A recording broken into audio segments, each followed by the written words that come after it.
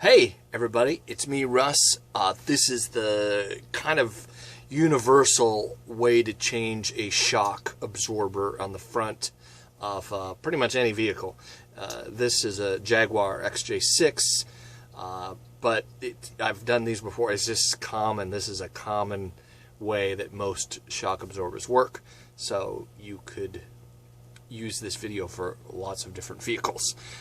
But this video is, of course, we are working on the precise XJ6 Jaguar. I think all the XJs are pretty much the same. May need a different shock absorber on the front, depending on the engine. If you have a V12, right, that's going to be a heavier engine, so you may need a different shock absorber.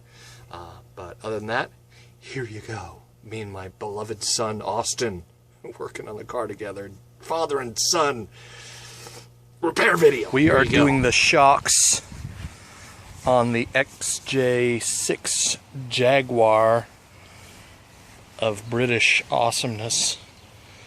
It is a classic car, yes it is. 25 years old. And yeah, 26 years old actually now. So yeah, we're gonna do the shocks and hopefully it'll be a breeze. So the first operation is we've jacked up the car and we are taking the front wheels off. Alright, the first thing we're going to do is loosen that nut right there, because that is where the shock is. Right down in there. Right there. Right down in there, mate. All right. Anyway. Austin Shaw will be removing the top bolts. So this is Ruddy Toddy Lefty Lucy. That's how I remember it. No, that's tight. That's tight. There we go. Hey, I'm dyslexic, man. It takes me a while. Technically, I'm going right, but. And these are the shock absorbers we bought from rockauto.com. They wanted like $125 for the yeah, at Midas. Midas wanted to charge us, and you know what? It's just too damn expensive. These were what, $25 each year? 25, 30 bucks. Shipping about $65. So, remove that bolt. This came out, and now we remove the bottom bolt on the... That's what's going on with this. Okay, so on this side we have a 17, and there's a bolt that runs through to the other side. So we're going to try and loosen it over there. That's right. So we've hit a bit of a snag because it seems that whoever sells these wrench sets is 13, 14, 15, 17. And which one do we need? 16. We need a 16. And we don't have a 16. That's just great. 2 so far. Alright, so we found the 5/8. And we put a little penetrating oil on it last week. Hit it a couple times. That might help. And we're going to try and loosen it up now. Hey, I wanted to insert this little part here because it was kind of hard to see in the video what we were doing. So on one side we had I think it was, yeah, like this, we had the it was supposed to be a 16, we used a 17, and then on the other side what you didn't see was that on this side there was another wrench, which is a 5/8, because we didn't have a 16 millimeters, but I wanted to clarify that because it was hard to see in the video there. So carry on. And we got it out. A little breaker bar, a little more penetrating oil, and some prayer, and then it came out. It was difficult, but we got it. Time-lapse photography. All right, there we go. Pulled the old one out. Pop the new one in. We've almost got this side done, son. I'm missing it. You see it? Yeah, I see it. Are you sure it's the right side, man? Yeah, it's just got to drop. So what we probably want to do is put that pin in first. So try and put the pin up through that hole first, and then try and... Oh, I'm trying to think. We may have to go sideways here. Yeah, let's try this. Let's see if it will. Oh, no, it won't. Alright, here's Austin putting the bolt in. Got that. There we go. Now it's working on classic cars time.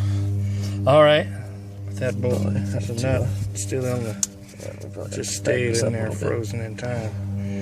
5/8. Now you might, I don't know, 5/8. We took a risk of, I think 16 is the actual right size that this bolt is, but we used the 5/8. 5/8 must be the same size. It was a little sloppy, and we're thanking the Lord that we did not strip out that bolt. But it's really hardened British steel, so thank God for British steel. There we go to tightening. Isn't that a Judas Priest album? Oh. Anyway. I am now. Ha! It's spinning slowly but surely. Alright, now I have to put the bushing on, which means the rubber piece goes here. All you do is pull this down.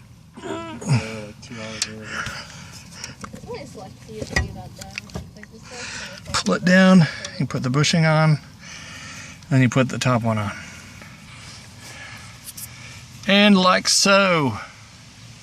That's how that goes on there. I may have to put the wheel back on to get this back up. These are self-leveling shocks. He's gonna get... All right. Wait, so this, I'm saving this washer here because it's bigger. See that hole? And then I'm gonna drop it down on there, and then this one, see that? That side goes down, that side is on top. Get the wheel over here. So now, because we're not getting a lot of, it's still, we can't really put a nut on it yet, so we're gonna go ahead and put the wheel on. So then when we drop the car down on the wheel, it will, well, you know what it'll do. No. Yeah. There's Austin, he's putting the wheel on. Not to mention, we are doing this in the heat. It is like 90, I think when we came out here it was 91.6, yeah, 92 degrees. So yeah, we're, well, you could fry an egg on that tire. It's hot over here, feel that? It's a figure of speech. You can't actually fry an egg on the tire, but it's friggin' hot. Oh shit, that's, ouch. Man, that is hot.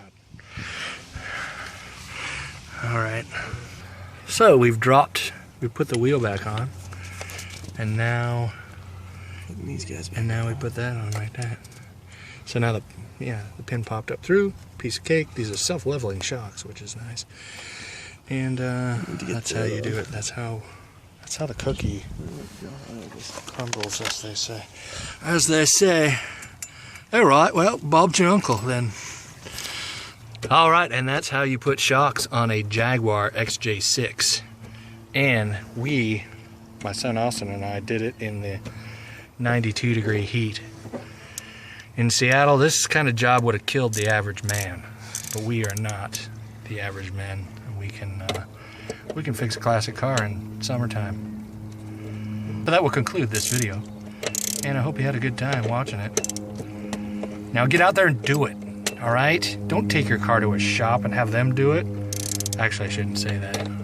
It might be better for you to take the car to a shop and have them do it. But all I'm saying is that this job isn't that hard. Getting that bottom nut off, that was the hardest part. And you might need a breaker bar for that, but you can do this. I think you can do this. Anyway, this is Russ out. Please don't sue me. Motivational speaker. Motivational speaker. That's right. Motivational car speaker. So that's it. That's the repair video. Easy peasy piece of cake. It's just, I would say that if you're watching this video ahead of time, make sure you coat that bottom screw with some penetrating oil. Very important. I'd coat it like the day before you do it, because depending on how old the vehicle is, I don't think this vehicle ever had the shocks changed on it. So that was a sticky bolt. The other side wasn't as bad, but yeah, that side was really hard to release to get that going. But we got it going. So again, if you liked the video, subscribe, and later. Bye.